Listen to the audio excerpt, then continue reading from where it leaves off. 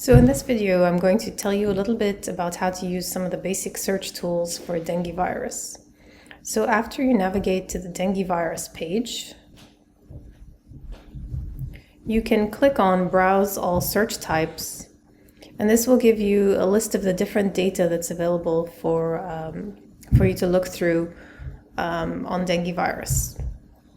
If you'd like to search for specific sequences, you can click on Genome Data, and this will take you to a page where you can select the different search criteria that you might be interested in. If you look at the top of the page, you can see this number in red, which indicates how many sequences are available, and this changes in real time as you select the different search criteria.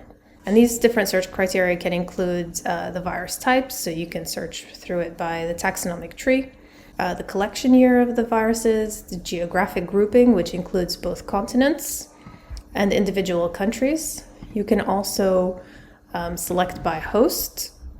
And what I really like about ViPR is that it also lets you only select for complete genomes. So we have about 32,000 sequences, but if you select complete genomes, then this is reduced to only several thousand. We have about 6,098 complete genomes. Another special feature that's available for dengue viruses is that there are several datasets in ViPR for which clinical and sample metadata are available for. So underneath Core Project over here, you can select the project identifier, the grant agency, the sample provider, principal investigator, if you have a specific dengue sequencing virus project that you're interested in. So if we close that and click on Core Sample, here you can find information relating to the host or specimen type that you're interested in. You can also select by host age. If you open up project-specific data, here you can find information on the clinical status of patients. For example, the disease stage, the disease course, whether they recovered or whether the patient died. You can also search for other measured attributes, such as hypertension, whether there was any hemorrhagic symptoms, shock symptoms. It's actually quite detailed. There's passage history on certain viruses.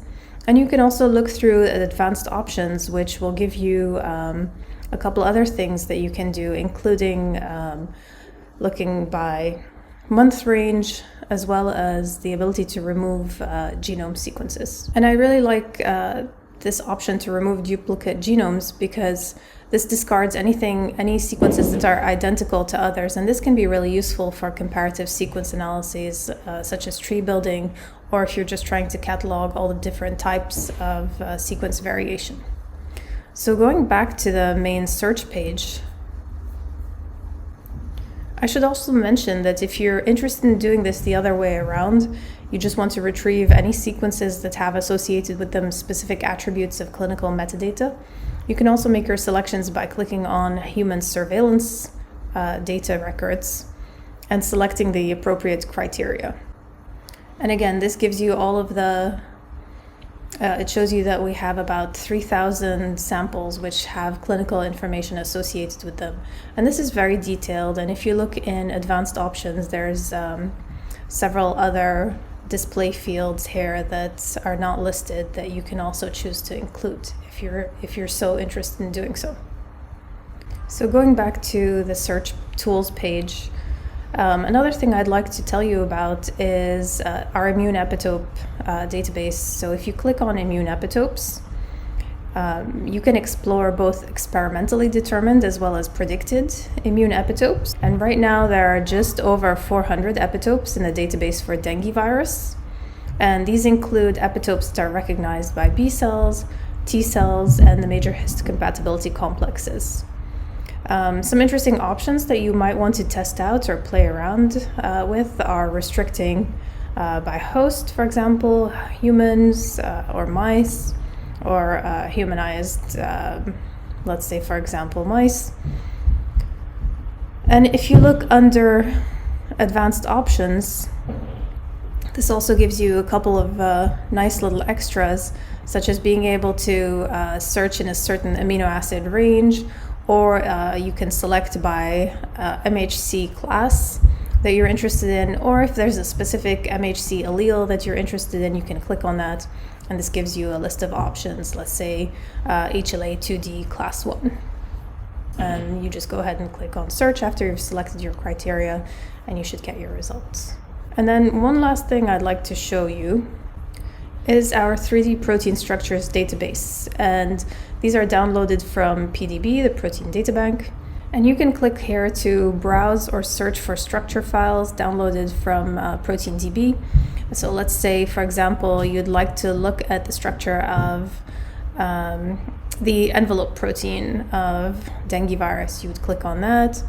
Let's say you want to select all dengue viruses, and then you have the option to choose whether you want proteins only with experimentally determined epitopes, or proteins that have experimentally determined active sites, or that have specific sequence features.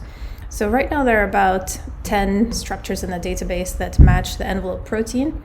And if I click on only proteins with experimentally determined epitopes, that gives me back 4.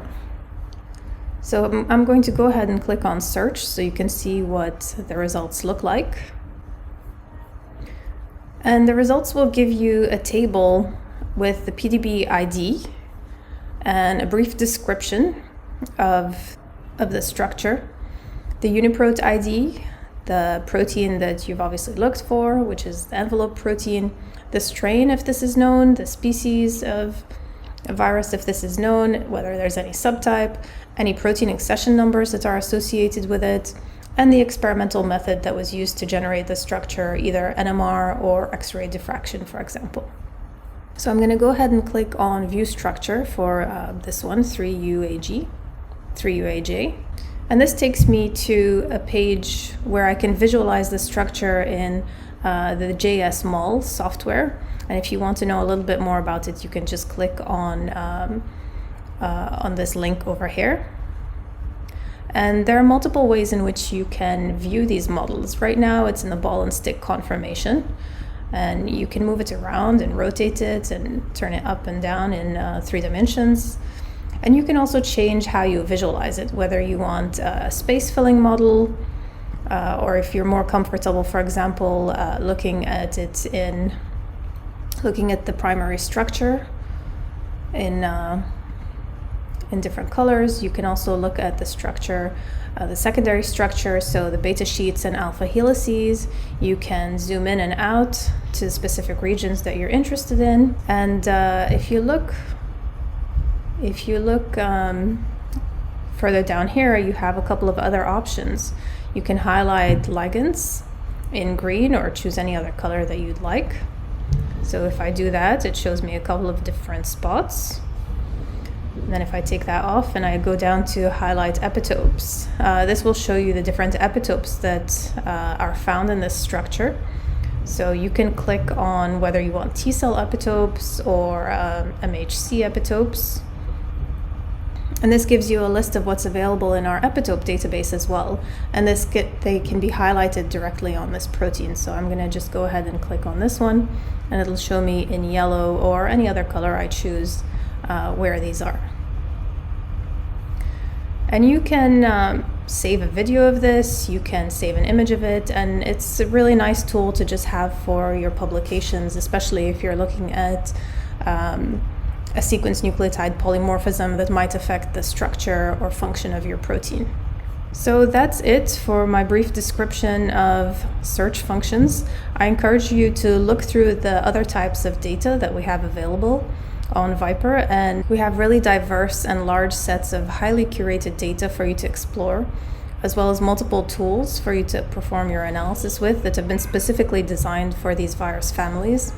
And finally, I'd like to note that you can always reach out to us for support by clicking here on the top right.